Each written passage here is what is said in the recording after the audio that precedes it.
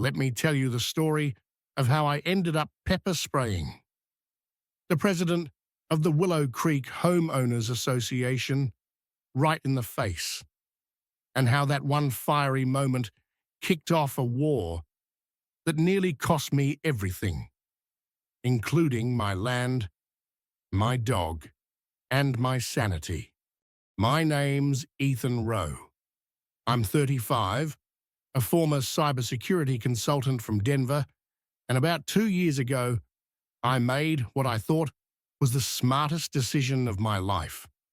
I quit the corporate grind and moved out to a quiet 60-acre ranch in rural Colorado that used to belong to my grandfather. No more rush hour, no more back-to-back Zoom calls, just me, my dog Rusty, and a dream of rebuilding the old farm with my own 2 hands. For the first few months, life was perfect. I fixed fences by day, grilled steaks under the stars at night, and tried to teach myself how to raise goats and not kill them.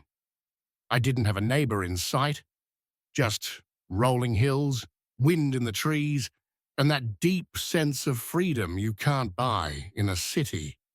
But then came the HOA. Now, I didn't even know there was an HOA near me. Turns out, about half a mile from my eastern boundary, a luxury development had popped up during the pandemic. Willow Creek Estates. Big stone gates, identical McMansions, and bylaws that were thicker than a phone book. But I wasn't part of it. Not legally, not geographically, not spiritually. That didn't stop their president, Gregory Westfield. Gregory was a retired banker who wore boat shoes in the mountains and thought he was some kind of suburban emperor.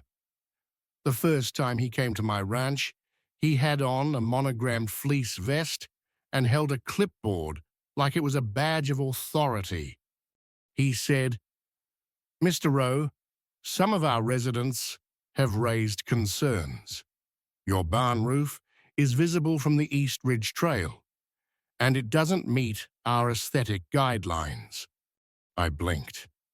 "I don't live in Willow Creek." He smiled, this tight, smug smile that made me want to lock my gate forever, and said, but your property falls within our visual easement zone. Anything visible from HOA land must comply with our standards." I laughed, thought it was a joke. It wasn't. Over the next few weeks, I found typed notices, zip-tied to my fence. Visual nuisance, unauthorized tractor parking. Noise violation, rooster crowing before 7 a.m. I ignored them. But Gregory, he didn't stop. He escalated. First came the drone, then came a letter from an HOA attorney threatening corrective action if I didn't modernize my property's exterior. I called the county clerk, who confirmed my land wasn't under their jurisdiction. I even got the sheriff, Deputy Reyes, to come out. And he basically laughed out loud when he saw the violation notices. But Gregory didn't care about the law. He cared about control. And I had something he wanted. See, my ranch sat on the only undeveloped green space for miles. Word was Willow Creek had reached its building limit. The board, mostly real estate investors, wanted to expand, and guess whose land was in the way? Now it wasn't just about my ugly barn or my goat named Steve who occasionally screamed at clouds.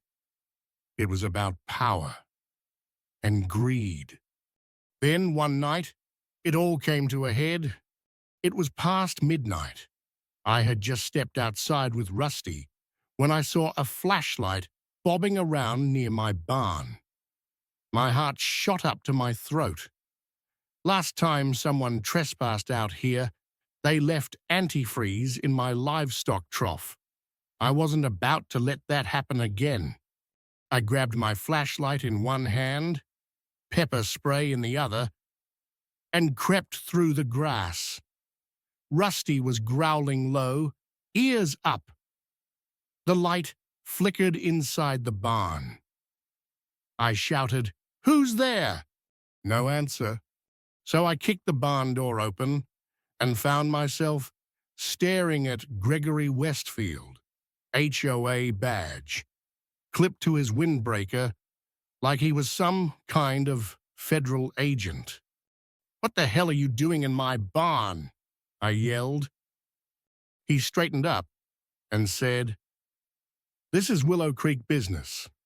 I received reports of unauthorized farming activity." I didn't wait. I raised the can and sprayed him dead in the face. He screamed, dropped his flashlight, clawed at his eyes, and shouted something I'll never forget.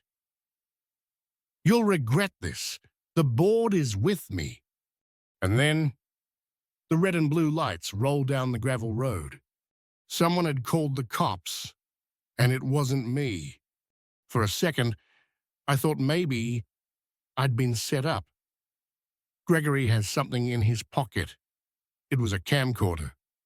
He'd recorded the whole thing. But when the deputies arrived, they played back the footage and saw what really happened.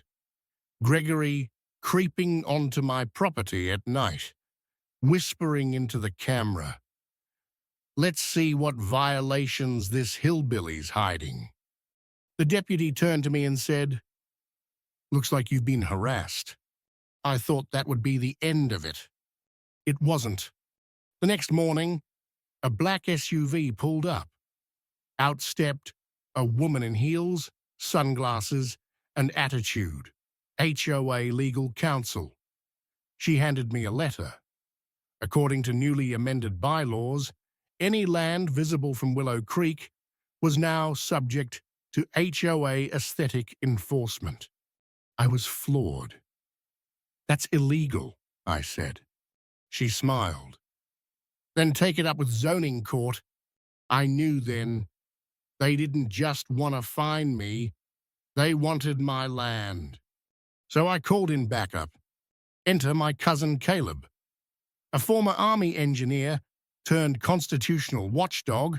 Caleb showed up with a toolbox, a stack of land deeds, and a personal grudge against bureaucrats. Together, we fortified the ranch.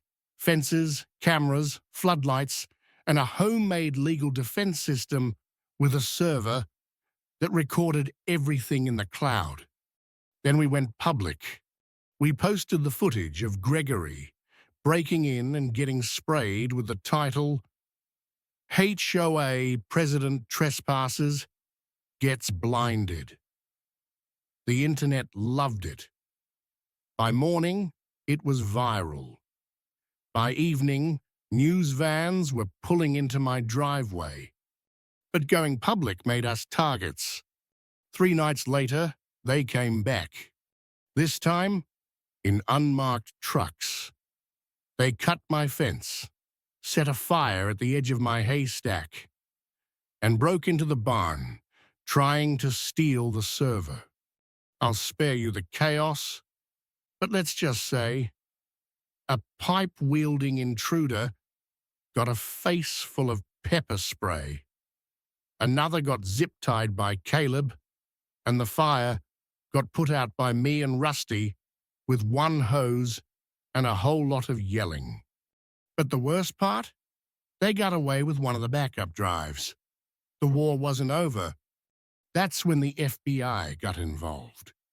Turns out, Gregory wasn't working alone. A federal agent showed up at my door, said they were investigating a network of HOA boards accused of racketeering, fraudulent annexations, and coordinated harassment. My case? It was the first one they had on video.